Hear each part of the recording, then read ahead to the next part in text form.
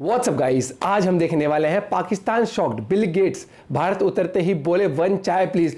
जल्दी जल्दी अपने घर से चाय लेके निकल लो भैया। और पाकिस्तान की सूझी है फिर से उनका, तो मुझे लगता है उनका जन्मसिद्ध अधिकार है सूझना। तो देखते हैं पूरी वीडियो। चैनल में तो प्लीज सब्सक्राइब वीडियो कर दें। लाइक 1 2 3 गो।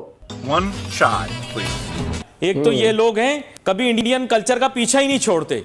ये देखो हैं। इंडिया की बात करें, वहां पे अभी बिल गेट ने विजिट पे हैं। और एक्चुअली में बिल गेट्स ने अभी रिसेंट जो है ना वो विजिट किया है एक डॉली चाय वाला। इंडिया में एक डॉली चाय वाला है, उसके पास जाके जो है एक रील भी बनाई है जिसमें 1 कप चाय प्लीज जो है करके एक रील बनाई है। हमने वो अपॉर्चुनिटी मिस की, लेकिन भारत ने उसको इस्तेमाल किया अपने लिए और अपनी इकोनॉमी को उन्होंने टर्न अराउंड किया। अब बिल गेट्स वीडियो शेयर करते हुए कैप्शन में लिखा कि भारत में आप हर जगह इनोवेशन पा सकते हैं। वाह वाह वाह वाह वाह क्या वाह। बात है, वाह। आप सिर्फ इमेजिन कर लें, that's a lesson for Pakistan.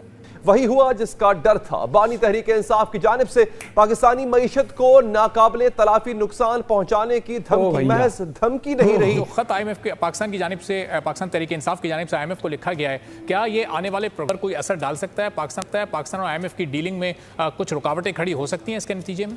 लेकिन वो ये है कि जो मुकेश अंबानी साहब की जो रिलायंस इंडस्ट्रीज है वो डिज्नी के जो कंट्रोल है वो लेगी। इस साल हमने 24 बिलियन डॉलर्स देने हैं फॉरेन करेंसियों में। अगले 3 सालों में 79 ऑलमोस्ट 80 बिलियन डॉलर्स हमने देने। अब ये जो वॉल्ट डिज्नी कंपनी है, इसने ये जॉइंट वेंचर शुरू किया है इंडिया का बिगेस्ट ये कंपनी रिलायंस इंडस्ट्रीज के साथ, और एक बड़ा मीडिया पावर हाउस क्रिएट करने जा रहे हैं। बिल गेट्स दुनिया के अमीर तरीन आदमी हैं। अमेरिकन जो कैपिटलिज्म है उसको वो एक तरह से रिप्रेजेंट भी करते हैं। पहुंच चुके हैं, लेकिन फिलहाल वो 1 कप चाय की प्याली की वजह से काफी सुर्खियों में हैं। दरअसल बिल गेट्स ने इंस्टाग्राम पर ये वीडियो शेयर किया। वन चाय प्लीज। इसका बनाने का स्टाइल ये लगे, इसका डोली चाय वाले का। ओ भैया, कहां से कहां पहुंच गए ये भी। दोस्तों, भारत की जो एंटरटेनमेंट इंडस्ट्री है वो तकरीबन 28 बिलियन डॉलर की मीडिया एंड एंटरटेनमेंट सेक्टर है, जिसमें बहुत सारे ग्रुप्स हैं, जिसमें जी एंटरटेनमेंट है, नेटफ्लिक्स है, जापान सोनी है, और इससे पहले जो डिज्नी जो है वो भी मौजूद था। लेकिन हुआ ये है कि जो मुकेश अंबानी साहब की जो रिलायंस इंडस्ट्रीज़ है वो डिज्नी के जो कंट्रोल है वो लेगी, और ये चीज़ बताती है कि एक तो पहले हम इस पर बात कर चुके हैं कि नेटफ्लिक्स भी ले लो, सस्ता कर दो। प्राइवेट सेक्टर है इतना स्ट्रॉन्ग है कि वो हर चीज़ में वो मौजूद है। और अब ये जो वॉल्ट डिज्नी कंपनी है, इसने ये जॉइंट वेंचर शुरू किया है इंडिया का बिगेस्ट ये कंपनी रिलायंस इंडस्ट्रीज़ के साथ, और ये एक बड़ा मीडिया पावर हाउस क्रिएट करने जा रहे हैं।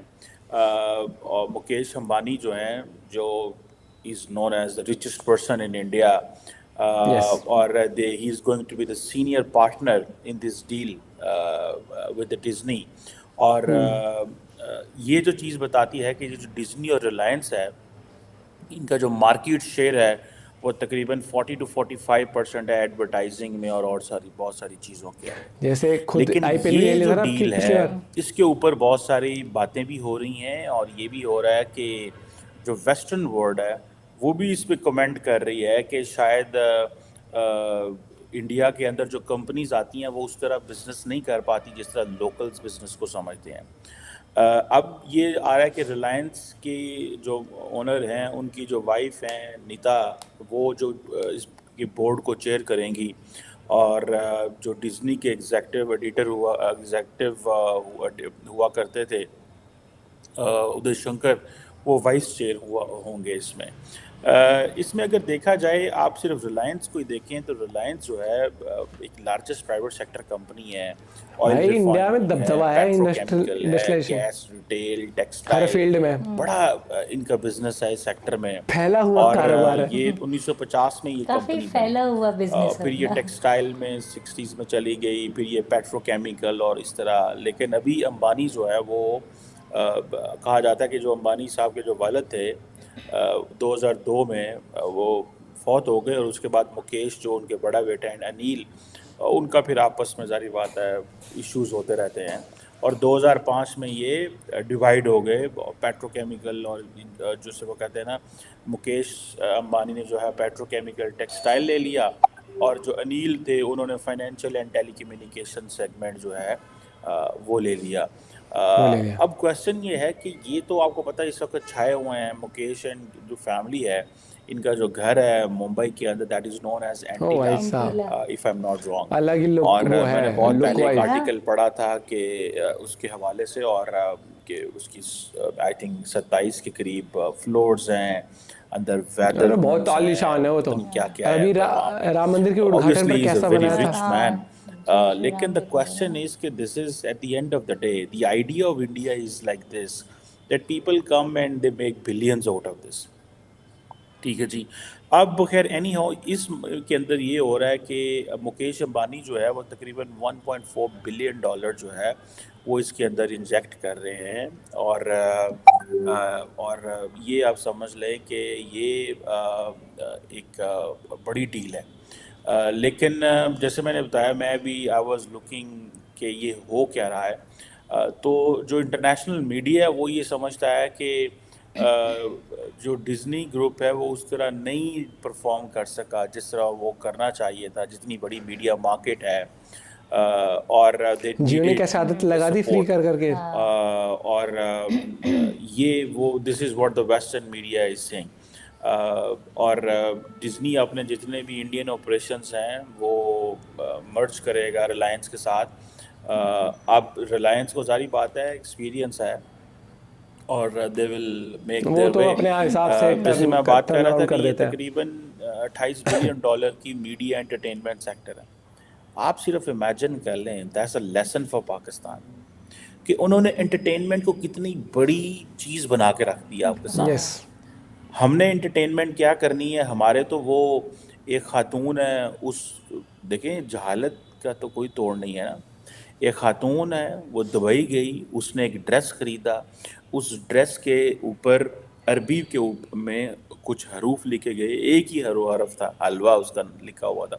हलवा जो है आई डोंट नो, लेकिन पाकिस्तान के अंदर जो हलवा है वो इज़ अ फूड, लोग खाते हैं।